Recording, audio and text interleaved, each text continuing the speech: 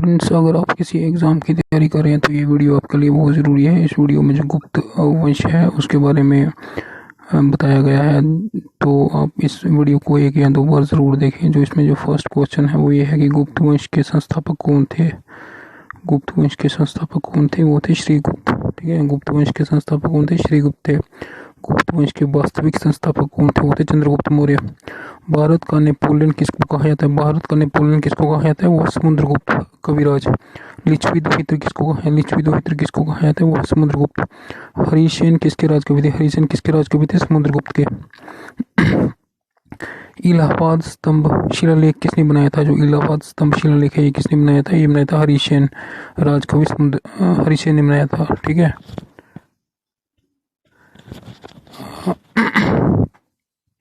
हरिसेन किसके राजकवि थे? वो थे समुद्रगुप्त। इलाहाबाद स्तंभ शिलालेख किसने बनाया था? ठीक है, वो बनाया था हरिसेन ने। और हरिसेन किसके राजकवि थे? वो थे समुद्रगुप्त के। ठीक है, हरिसेन किसके राजकवि थे? वो थे समुद्रगुप्त के। प्रसिद्ध गुप्त संवत किस वर्ष शुरू हुआ? जो गुप्त संवत था वो किस वर्ष शुरू हुआ था? वो 319 ईसा पूर्व स्टार्ट हुआ था। किसके सिक्के संगीत के प्रति उनका प्रेम दर्शाते हैं? किसके सिक्के उनके संगीत के प्रति उनका प्रेम दर्शाते हैं? वो है गुप्तों के सिक्के। समुद्रगुप्त के कुछ सिक्कों पे उसको बिना बजाते हुए दिखाया गया है। गुप्त राजा जिसने विक्रमादित्य की पदवी ग्रहण की थी। गुप्त राजा कौन थे जिन्होंने विक्रमादित्य की पदवी ग्रहण की थी? वो थे चंद्रगुप्त द्वितीय।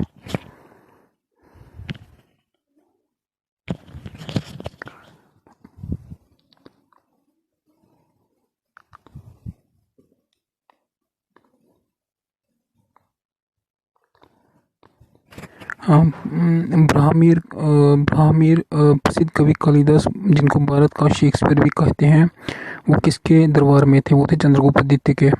ब्राह्मीर कौन थे? ब्राह्मीर कौन थे? वो उत्तर एक प्राचीन खगोल वैज्ञानिक थे। ठीक है, खगोल वैज्ञानिक थे जिनको एस्ट्रोनॉमर भी बोलते हैं। प्राचीन भारत में विख्यात चिकित्सक चंद्रगुप्त ने अपना परामर्श किस दरबार में दिया? ये गलत है यहाँ पे। प्राचीन भारत के विख्यात चिकित्सक ये चंद्रगुप्त नहीं है, यहाँ पे धन्वंतरी। ठीक है, धन्वंतरी। प्राचीन भारत के विख्यात चिकित्सक धन्वंतरी अपना परामर्श किसके दरबार में दिया था? जो प्राचीन भारत में जो चिकित्सक थे धन्वंतरी, वो किसके दरबार में थे? वो चंद्रगुप्त द्वितीय के दरबार में थे। प्रसिद्ध चीनी यात्री फाहियान किसके शासनकाल में भारत आया? जो प्रसिद्ध चीनी यात्री था फाहियान, वो किसके शासनकाल में भारत आया था? वो चंद्रगुप्त द्वितीय के शासनकाल में भारत आया था।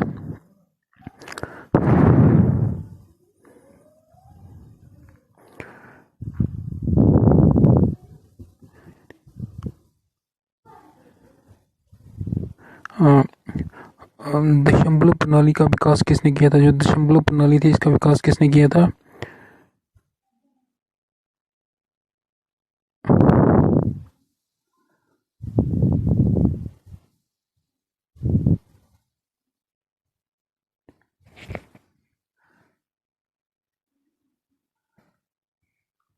जो दशमलव प्रणाली थी इसका विकास किसने किया था? इसका विकास किया था आर्यभट्ट ने। ठीक है, आर्यभट्ट ने दशमलव प्रणाली का विकास किया था।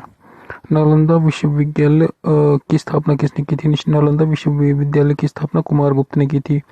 गुप्त वंश के शासक कौन थे जिन्होंने हुनों को भारत पर आक्रमण करने से रोका था? गुप्त वंश के कौन से शासक थे जिन्होंने हुनों को भारत पर आक्रमण करने से रोका था? वो थे स्कंदगुप्त।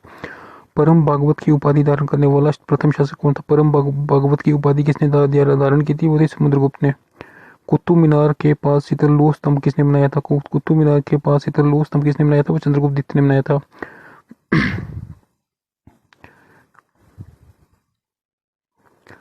गुप्त काल में चांदी के सिक्कों को क्या कहते हैं? गुप्त काल में चांदी के सिक्कों को क्या कहते हैं? रुपयक और दिनार। ठीक है, रुपयक और दिनार। जो उसके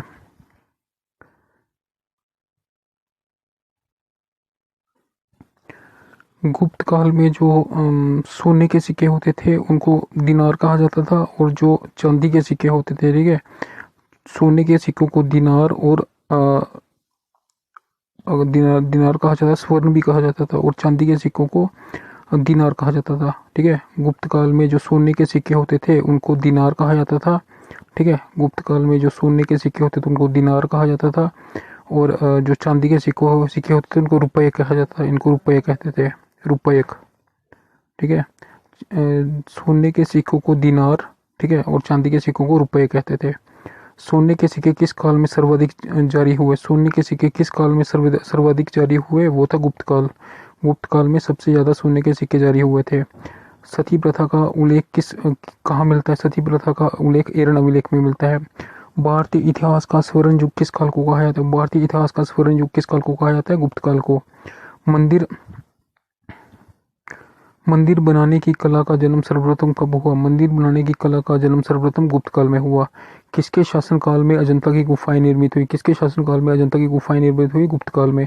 गुप्त राजवंश को क्यों प्रसिद्ध था? गुप्त का राजवंश कला और स्थापत्य के लिए प्रसिद्ध था।